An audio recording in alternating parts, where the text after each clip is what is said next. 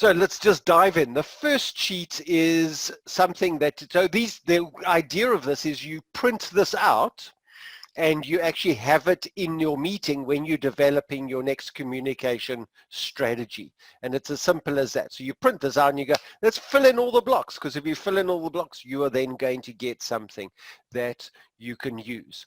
So this is the planning section, and a lot of people don't do this. We have this stuff in your head. We have all these ideas. We have the concept that if we keep reminding ourselves of what's in our head, then we will remember. But I can tell you, the older you get, the more you believe the lie that I will remember this. And then you also start believing this weird thing that if I think about it long enough, everybody else in my team will also understand what I've got in my head. And of course, both of those are incredibly incorrect and lies that we believe.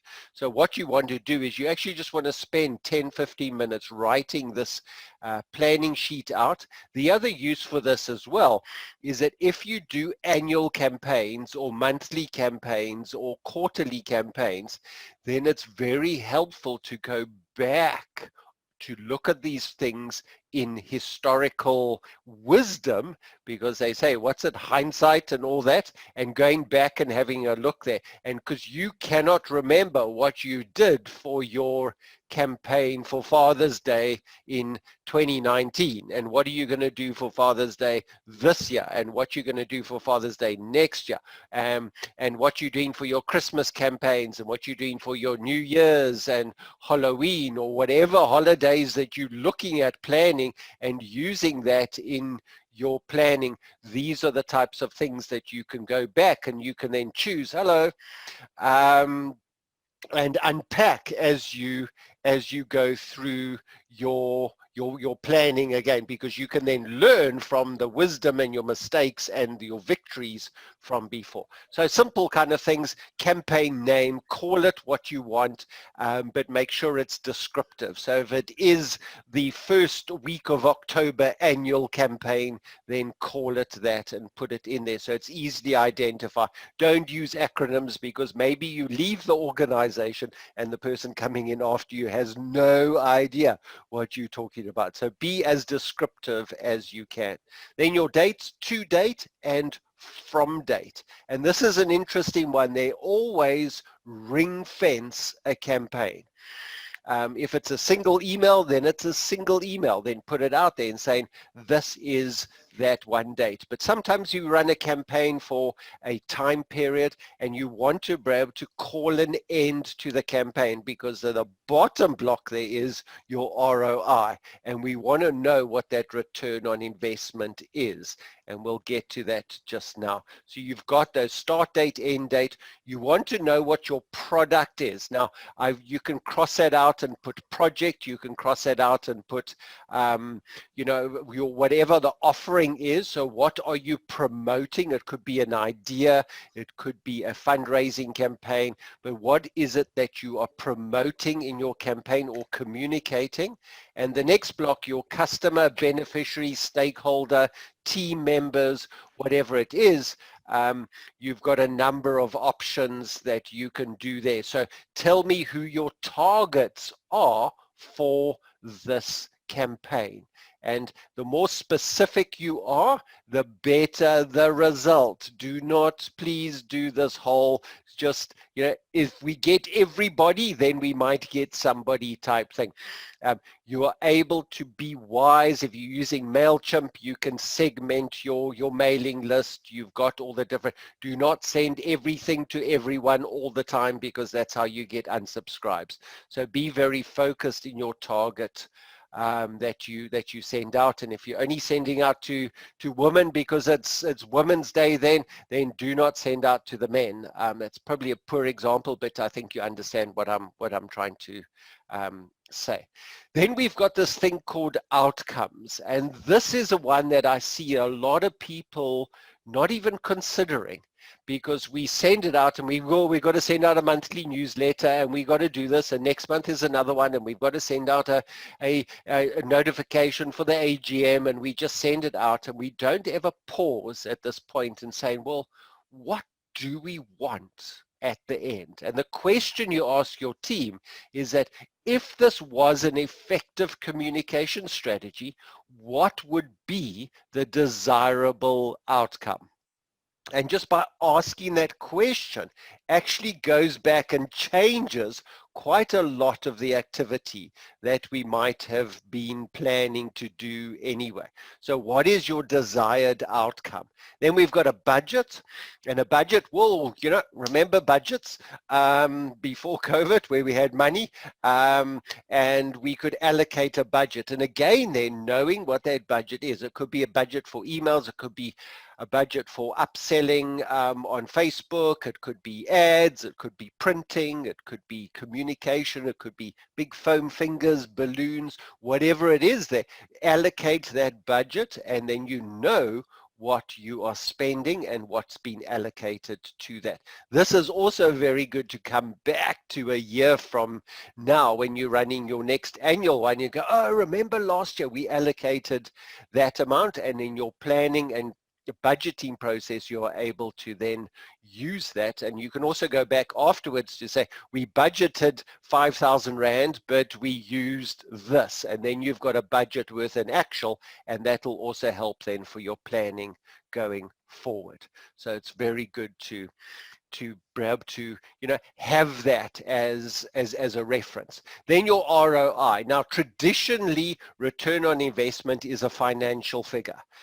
You speak to any accountant about ROI and they'll put a big R with a number next to it.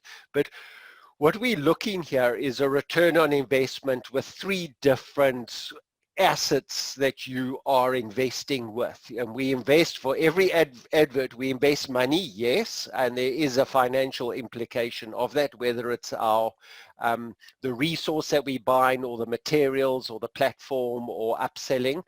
So there is a financial value, not always, but most times. Then there's a investment of time. And this is very important to sit there and allocate to say, what was my investment in time and what was that return on investment?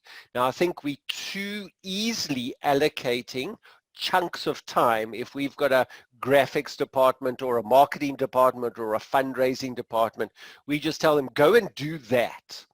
And they go spend, what is it, a day, a week, a month, 2 months? You want to know what that investment is, and you want to know whether it's an effective use of that resource. And that's what ROI is about. It's about accountability for the investment.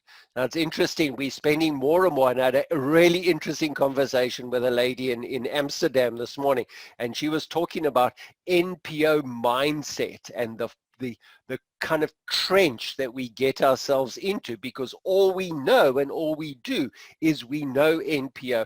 And the mindset, one of the mindsets of working in an NPO traditionally is almost a doormat type thing, is that we are slave to the funders and we're there to help, and we will do whatever it takes to get to the end thing. And I'll stand up until 3 o'clock in the morning making sandwiches or packing parcels or cutting out or doing whatever it is there to get that thing there. And what we've got to do is got to work a little smarter. We've got to start running our NPOs like corporates. And the lashback from that I know is big, but the more we start looking at ROIs with time and money and emotion, we are better able and better equipped to start handling our resources with care. People at the moment emotionally are sitting at a millimeter from burnout. We all got fatigued during lockdown, and then we got kind of annoyed during lockdown, or annoyed, then fatigued, and that cycle. And more people that I'm speaking to are getting closer and closer to emotional collapse.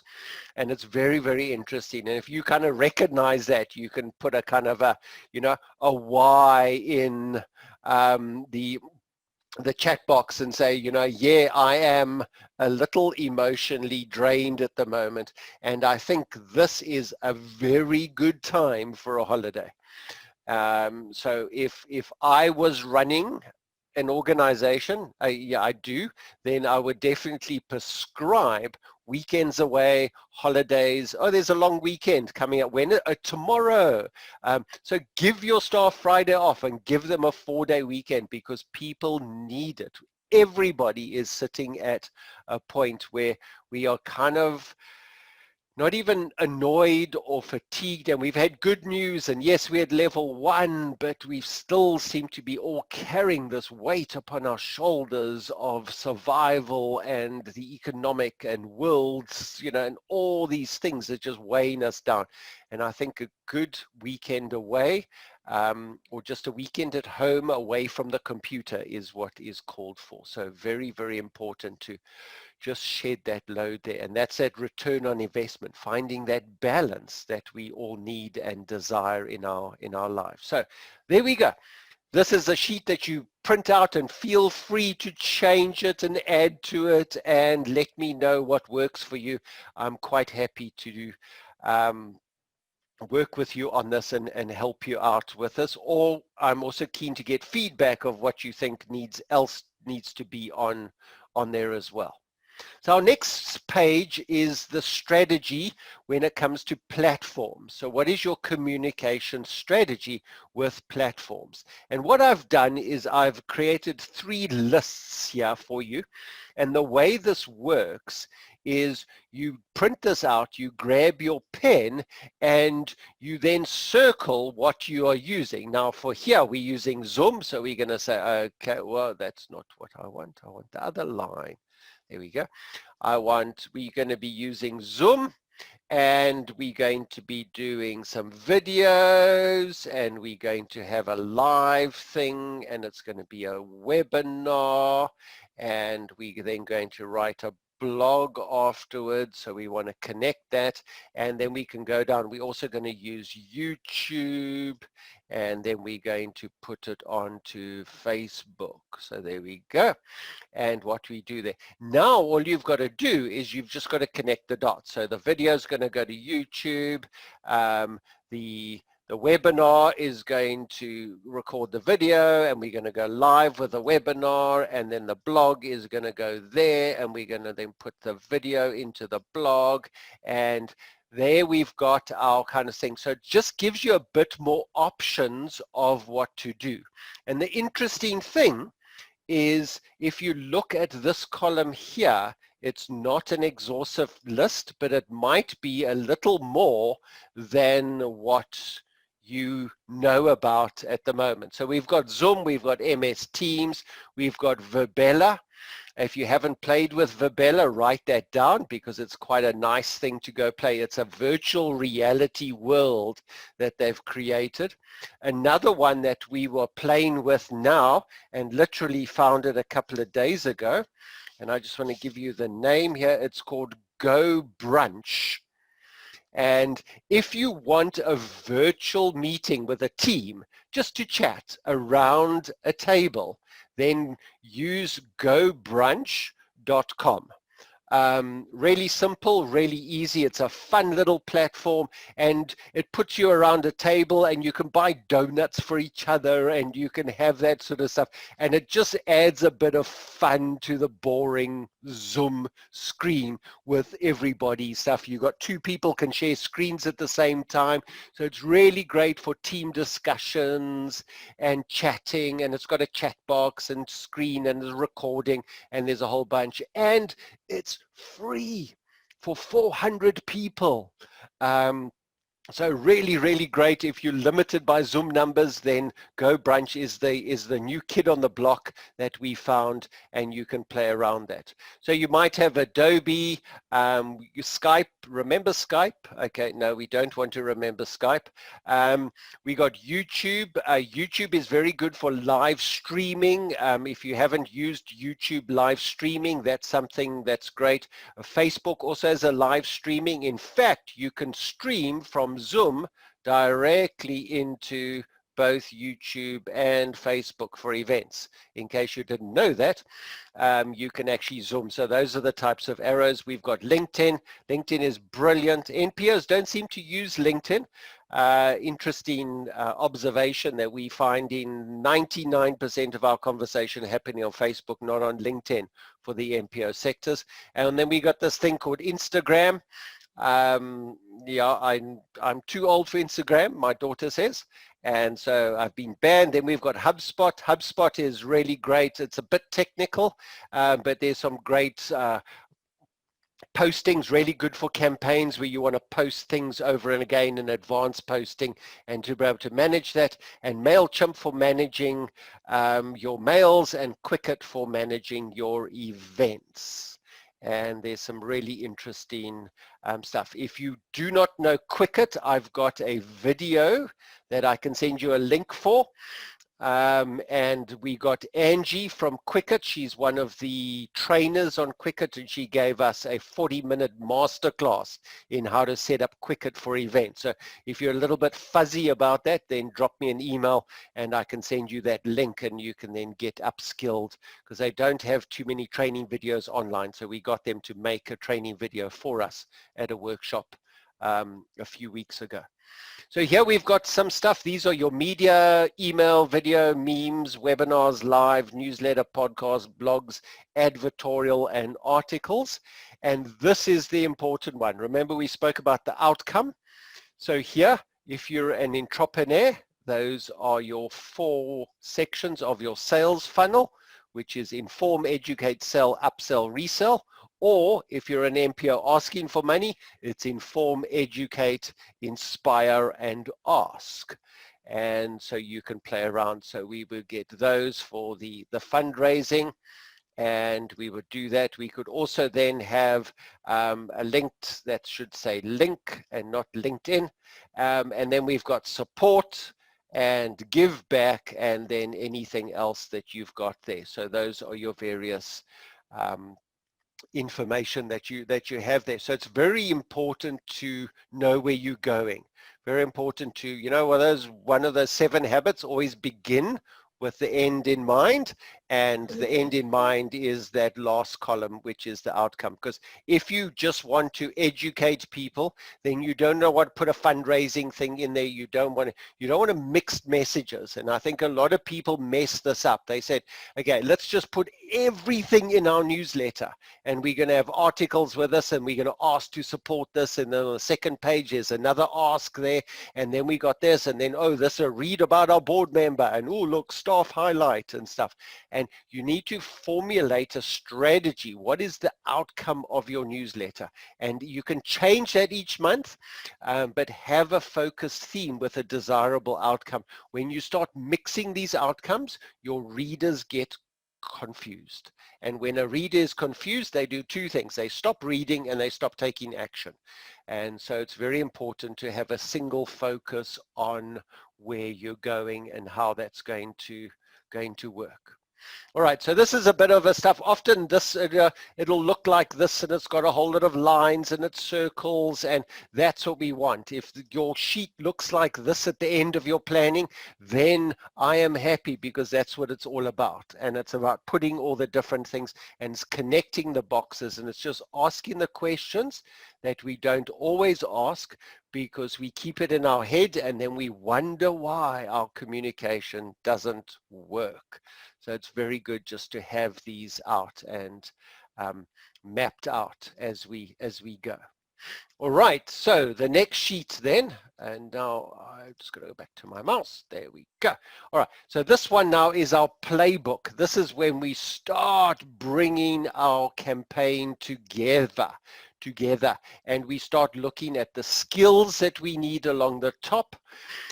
And these are our email skills. And I mentioned before, if you haven't seen Michael Walker's masterclass in emails, his 6 strategies for writing an email, then that's definitely something you need to go and watch and read and implement. I've changed my emails a lot this week. In fact, I actually smile at myself when I'm writing because I go like, ooh, look at my new skill. I'm ending and starting an email correctly and I've got my points, and it's really important. So understanding what your email is, it's about the format of your email and the length of your email, and to be able to sort that out and get that. So your email skills is something that you've got to do.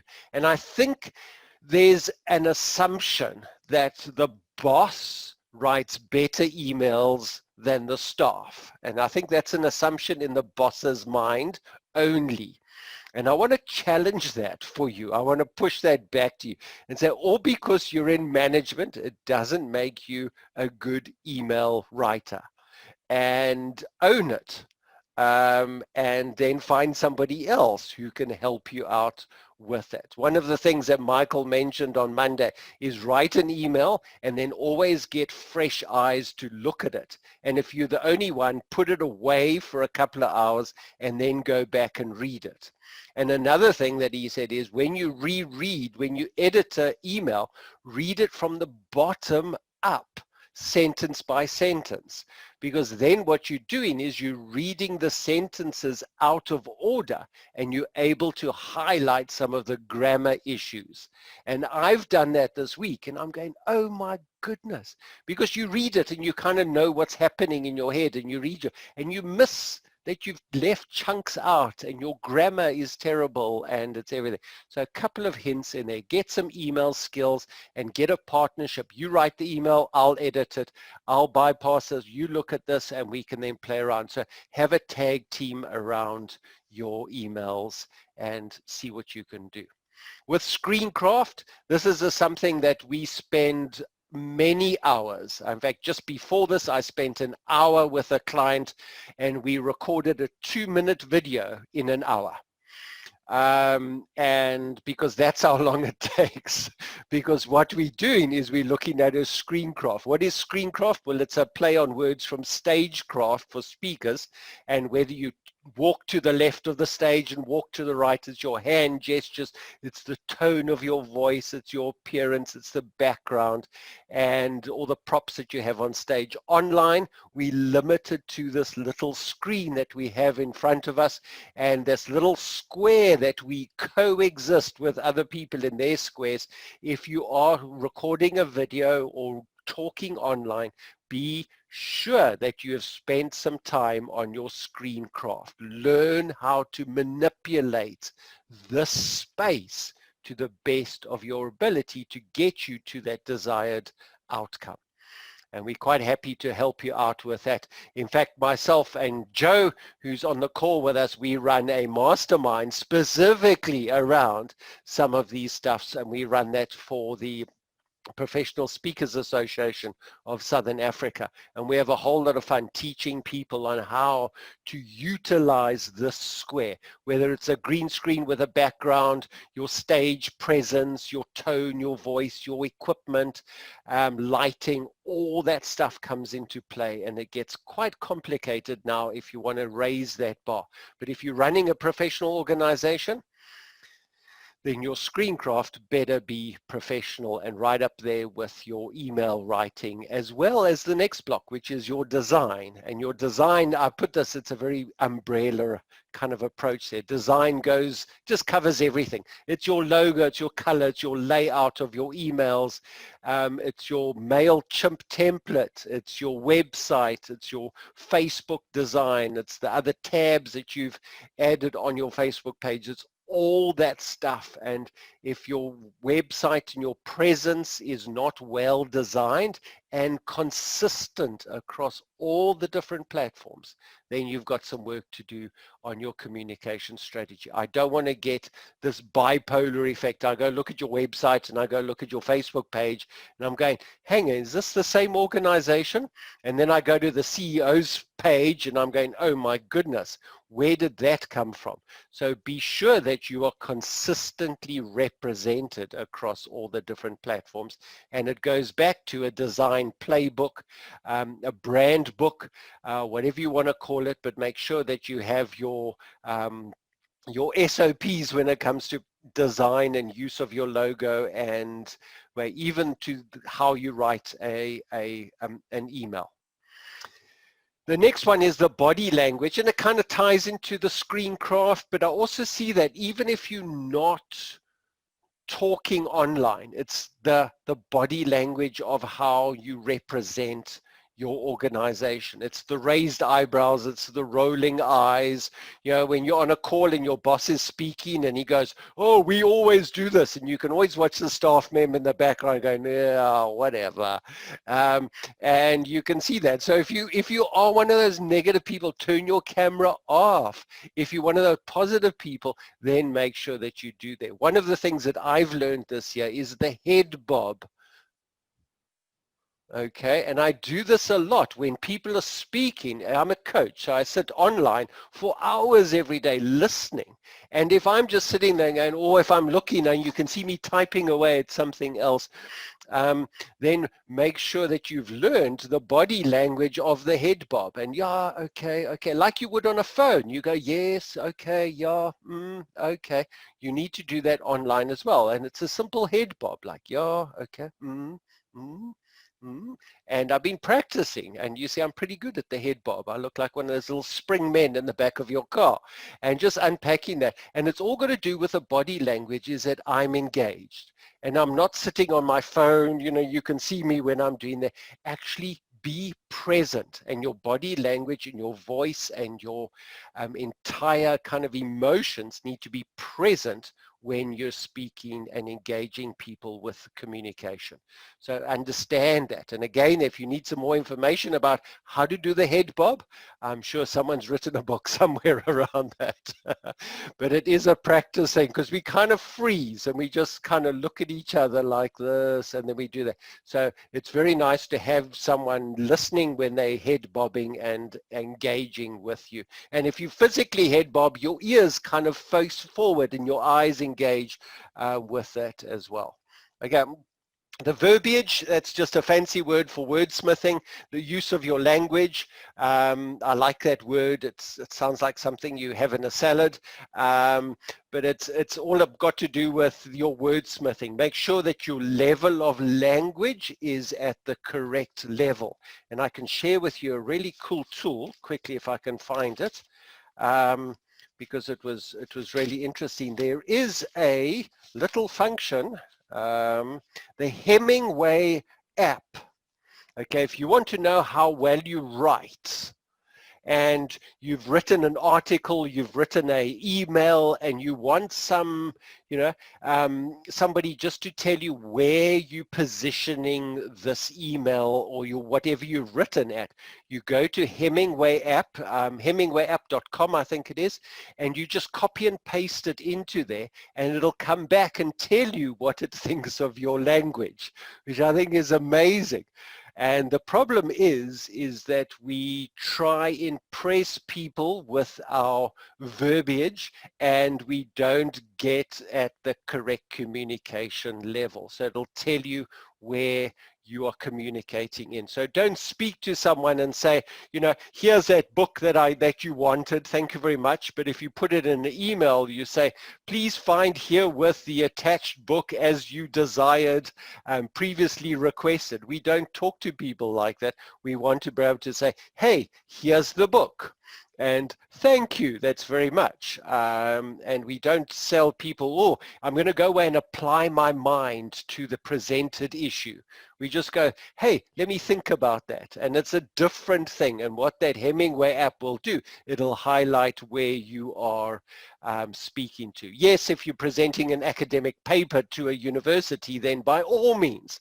Or if all your friends are lawyers, then you can go for counseling, but then you need that level of language to say, have you ever seen lawyers introduce themselves? It's always this long thing because that's how they speak and that's the legal language. Apparently, I don't know why, but it's a way. I think it's so they can justify their high prices. Apologies to any lawyers that are on anybody. So at the bottom here, we've got kind of, then this is what you got. So the skills along the top. At the bottom, you've got your script. That's your actual wording that you create, your plan, your call to action, which is linked to your outcome, your hard sell. What is that hard sell? It's not just a call to action. This is your hard sell. What are the links that you've got? Where you're going to be linking? Have you got your hyperlinks right? Are they working? How many times have you sent out a campaign and the links don't work? All right, you can admit, I'll admit, many a time. I found one yesterday, quite an important one, clicked on the link and it's just 404. Well, my engagement in the entire campaign just comes to a grinding halt. So make sure that your links are correct. And then also your follow-up. And I think for me, this is my biggest take home and victory over this last month, is that I have now mastered, this is going to catch me out, but I have improved a whole lot my follow-up campaign. So if somebody says, hey, I want to talk to you, or hey, I'd like some coaching, or hey, I'd like to further information, is we've developed a couple of strategies on that follow-up, so you don't end up with a situation that goes like this, to say, hey, thank you very much, put your name in the chat box and I'll email you. And then you get that and, oh, you're very good, because within 24 hours you're emailing the stuff and you say, dear Fred, thank you very much for asking me. I'd love to have a chat to you. What about next week? And then they come back a day later and they say, oh, my next week is full. What about the week later? And you go back, well, actually, I'm on leave that week. What about that way? What about the Monday or the Friday? And then they come back and say, well, Friday's out, but Monday I can only do in the morning. Now you've gone through 6 emails, and then now it's like 7 or 8 days later. You miss it for a couple of days, and now you're just too embarrassed to follow up. And you go like, and you might have highlighted you marked the email as unread, put a little flag next to it, and you go, when I'm going to get back. And what happens after a couple of weeks, you go, flip, I've got a quieter day. Let me go back and check that and say, hi, Fred, remember me? Do you still want to meet? What about next week? And there's nothing. And then you say, well, I don't want to hassle them. And they asked for the meeting, but we've taken so long to get it done that we just never get to follow up. And that could have been your next R1 million investor. And we never ever know. And it's like everybody's sitting on the edge of the table waiting for the phone to ring. It's like dating, who calls who after the first date? But if you've set up that engagement and you know exactly what's happening, and it's a one-click follow-up and you've got that sorted out, then it's as simple as that. There are some amazing apps out there. It just takes probably 20 minutes of effort and you can get your follow-up, so you're connecting with those people straight away and you're able to follow up literally within minutes of finishing or sending out a communication. You can use QR codes, you can use links, you can collect business cards, you can put names in the chat, whatever it is, and make sure that your links and your follow-up work, because you could be losing out a whole bunch of opportunity if you do not have that strategy sorted out. So there's some interesting stuff there. The idea of this is to ask the questions. The idea of this is to sit down with you and get you to scribble on it. The blue block in the middle is your kind of scratch patch, just to write things, make notes, scribble all over these things, staple them together and file them. So when you do the same campaign the next time around, you can pull this out and say, remember what we did in 2020. This is it. These are all the learnings. These are the lessons. This is what we did well. This is what didn't go too well. This is what we spent. Can we spend it again? Was it worthwhile? Is this, have copies of the email, have a look at that stuff, because as we learn, we're able to then get better and better and better as we get there. We're learning from our mistake. The problem is we make mistakes and we brush it off and we just hope that we don't make it again, but there's no logic and management to getting that done.